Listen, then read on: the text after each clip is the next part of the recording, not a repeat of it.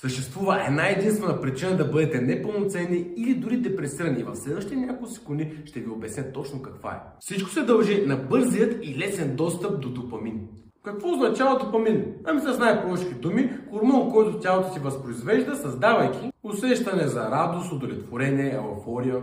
Той се синтезира, когато мозъкът ти очаква някакъв тип награда или някакво приятно изживяване, което обвързва с удоволствие. Негативното влияние обаче идва от пренасищането с незаслужен допамин. И то набавен по изкуствен път.